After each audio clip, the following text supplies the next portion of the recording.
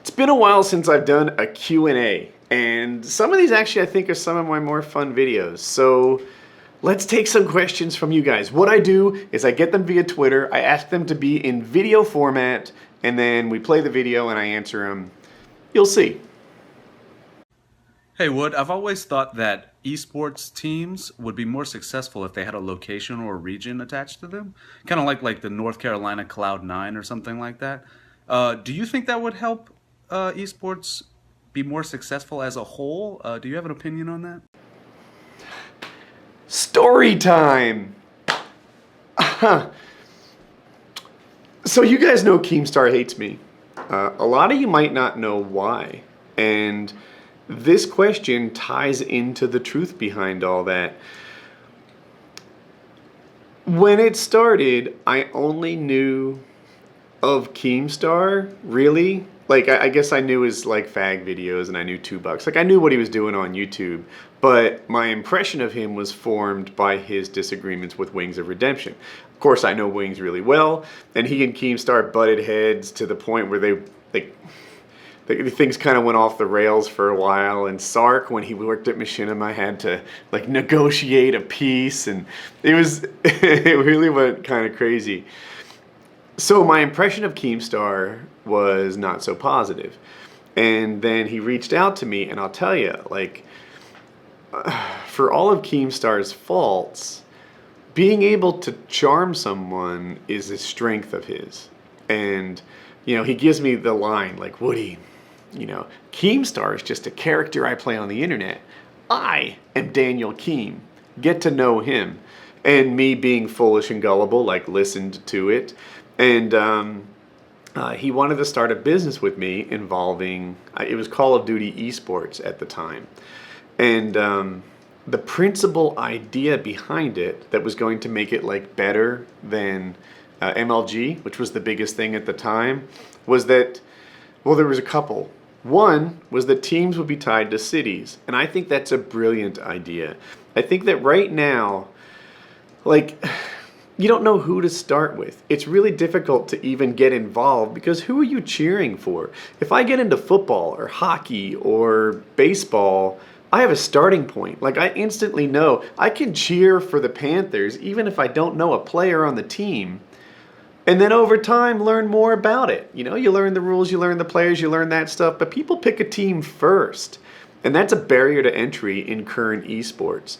Some of the other things were that all the teams were going to be led by popular YouTubers, which is funny because I feel like it's evolved to that. You know, like Optic, Cloud9, etc. Like, all of the players are kind of well-known personalities, which wasn't the case back in, I'm making up a date, I'm going to call it like 2012. So it was going to be like the T-Mart Chicago Raptors. I don't know, I made that last part up. You know, the X-Jaws Philadelphia Killers or whatever.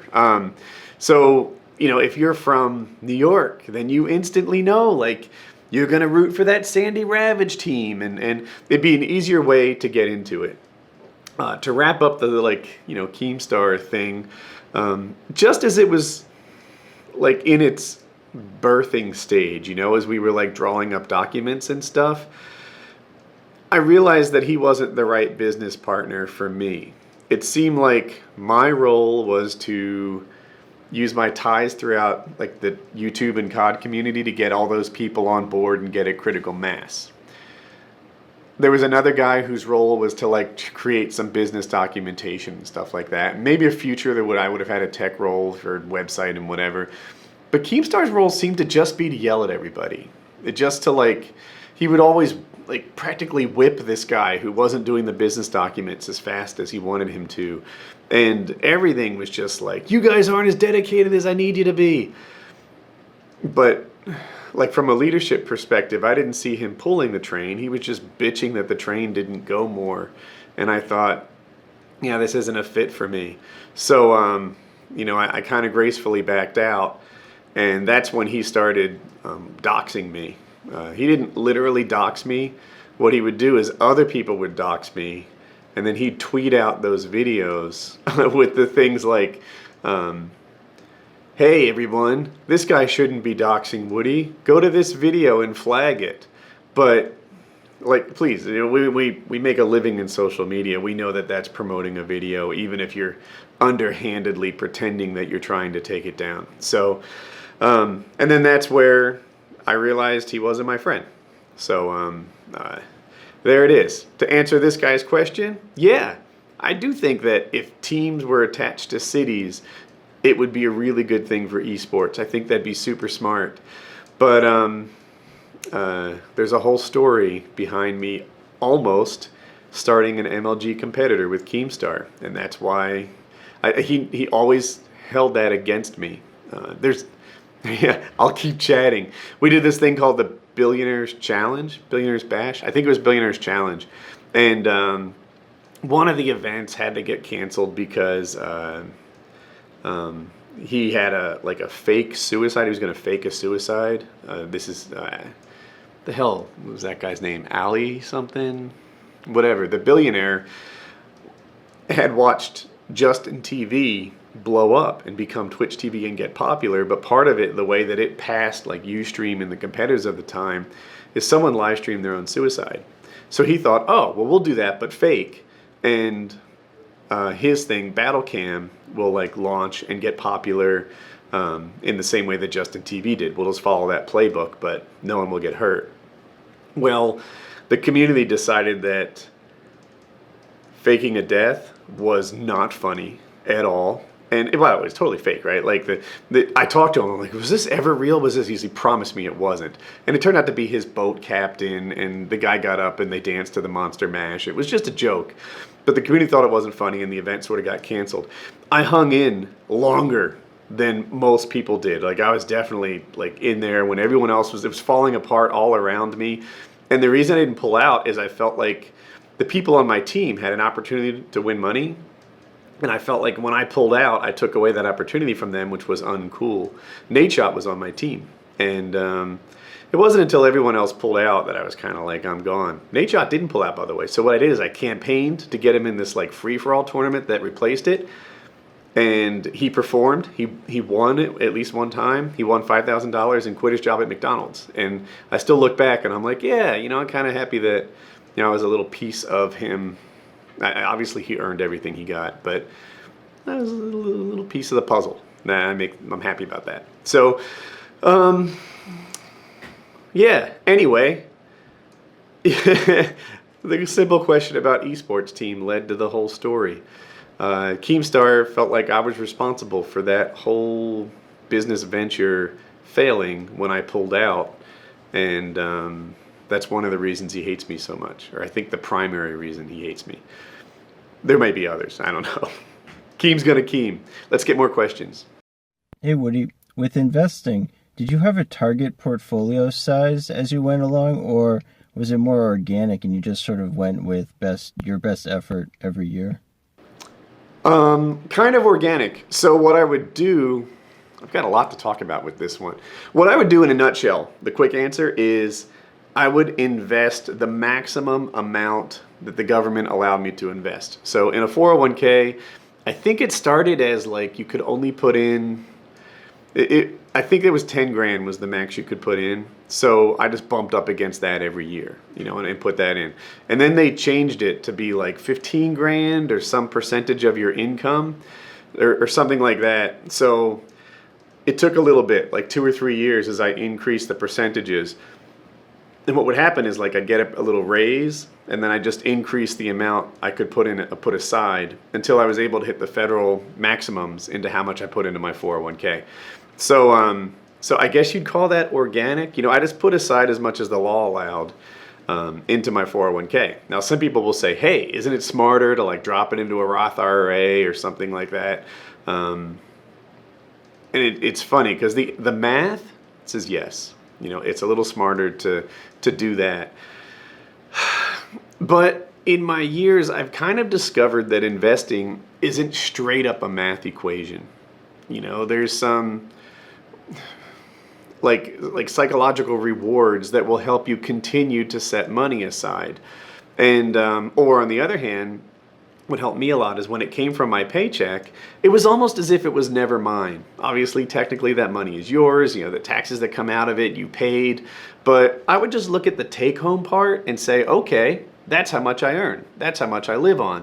And the fact that it was just being sucked dry by like taxes and investments, it never felt like it was. It just felt like I earned less. So if I had to put it into a Roth IRA, which would be like, taking the money, putting it in your bank account, and then at some point in the year, draining your bank account and putting it in the Roth IRA, that was always harder for me, like psychology, cash flow planning, etc., compared to it just being taken from my paycheck. So that answers the question, and it adds a little like, for you, maybe you're super disciplined and you'll invest in your Roth IRA week after week and be perfect, but the automated discipline of it being taken from my paycheck helped me invest as much as I could. Hey Woody, really quick here, am I the asshole? So basically, about a month ago, my friend wanted to buy GTA, didn't have the money for it, so I gave it to him. 2 or 3 weeks went by, I finally asked him, hey, can you pay me the money back? And his response was, times are tough right now, my parents had to use the money for something else, got in a car accident, all this stuff. And although he's my friend, I wanted my money back. Now, I'm an entrepreneur, I make tons of money. This is what I got just in my room right now. So I don't really need the $37. At the same time, I feel like it's only right to pay me back. He is my friend, though, so am I the asshole for wanting the money, or should I just let it go? So the situation is, you bought your friend a game. If I understand it right, you both mutually agree that this was a loan, and now he doesn't want to pay you back. The fact is, you don't need the money. The deal is, even if a person is wealthy, you can't rob them. So no, you're not the asshole. If you wanted to hook your friend up or something, that needs to be agreed to in advance. I can't just say, you're paying for this because you have more cash. That would make me the asshole. So no, you are completely in the clear in expecting to get repaid. And yeah, that's all there is to it. Like, it's not uncommon for me to pick up the tab at a dinner or something like that. But if you like pull the forgot my wallet game afterwards, I'll think like you've just made an emotional withdrawal from that bank account. And that's what your friend has done too. All right, 2 questions in one for this one. Hey Woody, what's going on, man? Loving the vlogs lately, keep up the great work, but my question is, since you're getting more competent in paramotoring, would it be possible for you to launch from your yard, and could we expect a pair of friends meet up at the compound anytime soon? So he said, can I launch from my yard, and can we do a pair of friends meetup from there? Hey Woody, would you ever do a cross-country paramotor tour or something? Does that sound interesting to you? I think that would be pretty cool for the vlog series. So, paramotoring. This weekend coming up, what I aspire to do is what they call cross-country. In paramotoring, if you go 20 miles out and 20 miles back, they call that a cross-country trip. And it'll be a new thing for me. All I've done so far is just circle the same landing zone, maybe go a little out past it and then come back. And I was a little slow in developing faith in leaving my first choice landing area, partly because 3 times I had that vapor lock from the bad gas cap. That's changing. I've had 3 flights since then that would have vapor lock. That problem's fixed. I'm pretty confident of that. Otherwise it would have come back since we made the change. I've had some long enough flights to cause it. It didn't happen. I mentioned to Brad, you guys know Brad from my vlogs. I was like, dude, how awesome would it be to have a cache of fuel, go somewhere, fill up even more, go farther? And he was rabid over the idea. He's like, yeah, like a secret cache. And cross country, you might be thinking, is literally going from North Carolina to California or something. I don't see that happening. It's just not a very good way to travel. It's mostly fun, not practical. As far as launching from my yard, as recently as Friday night's flight, the one you guys saw where I stuck the landing, as recently as then, I showed some bad throttle control that might have made it dangerous to launch out of a smaller airfield, I'll call it. So I feel like I'm getting really close. But if the situation is, hey, 9 times out of 10, this will be fine, keep practicing. You know, we need to make that ratio much safer. As for like my friends staying over and, you know, whatever, having a paramotor weekend or day where we launch from my yard, I think that would be awesome. I'm pretty well insured, but these things cross my mind. Like, yeah, the umbrella policy would completely protect me from anything. And it's like, yeah, you know, maybe that'll be a thing. But step one, we have to make sure that, you know, I and everybody else is so good that there's a near 100% chance that everyone can launch from an airfield that is, by comparison, smaller than either Southern Skies or Zombie.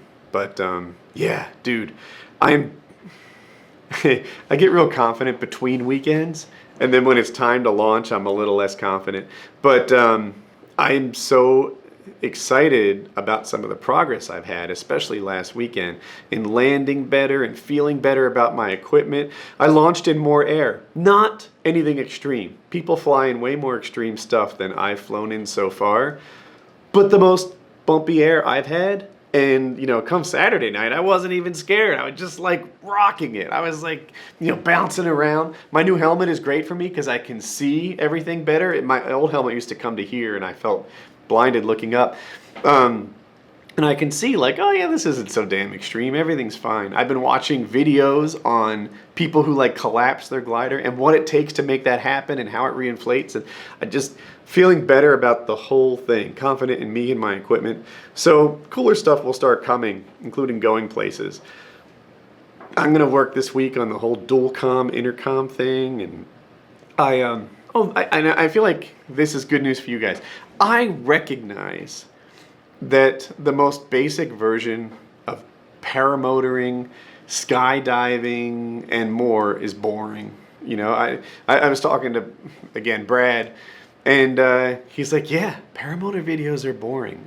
If it's just some guy uploading his GoPro footage of like wind blowing across the mic and him sitting in the air, you've got to do something more. For me, I don't think it's going to be acrobatics, certainly not anytime soon, but it could be as entertaining as a dual comm in Call of Duty was, or you know, like just jump cuts to show the highlights of it, and you know, take an hour-long trip and condense it down into the funniest or most interesting 2.5 minutes. Like that's where my footage is going. You just got to hang in there with me because things are complicated. Some guy discovered that my GoPro cut off both times when I bent over, so that maybe if something's pressing the power button in that situation, I'm not sure, but it's a good clue, so I'm going to check that out. But yeah, so the paramotor footage, I recognize that it's not like intrinsically exciting to watch somebody else fly, so production value, music, dual comm, stuff like that can be used to make it super interesting, you know, because a lot of things aren't intrinsically interesting. You have to add, you know, somebody's personality to it or something dramatic about it to turn it interesting. Yeah, so good stuff coming with the paramotor. It's just complicated to get all the production and flight right. I guess I'll wrap up here. I will add one more thing. One thing that happens to me is I like turn on all the camera gear and then I take it out of my mind and I start worrying about like the life-threatening stuff, the lines, the motor, this, you know, pre-flight checks. So the fact that I'm like constantly, like not constantly checking the camera, it's because I'm busy with the life or death stuff. So I have to get the camera stuff reliable enough that I don't babysit it so much to make sure it's working. And it's all coming. But yeah, flights from the house are on their way. I don't know when, but eventually. And flights where I go more places, that I think is coming in a few days. So cool. I hope you guys enjoyed the video and the story times. Yeah, multi-million-dollar deals, got $1 million deal. When I was younger, I would wonder how $1 million feel. And for real, it feel like I ain't even broke a seal. Cause when you drop hits, they want you to pick up the bill. Now my life is in Maryland, my heart is in Chicago. New York state of mind, but out LA, man, that's where I go. When I need a lady this shit down. So much on my mind, that's the reason I'm spitting now. Finally running the game and everybody tripping now. But I could give it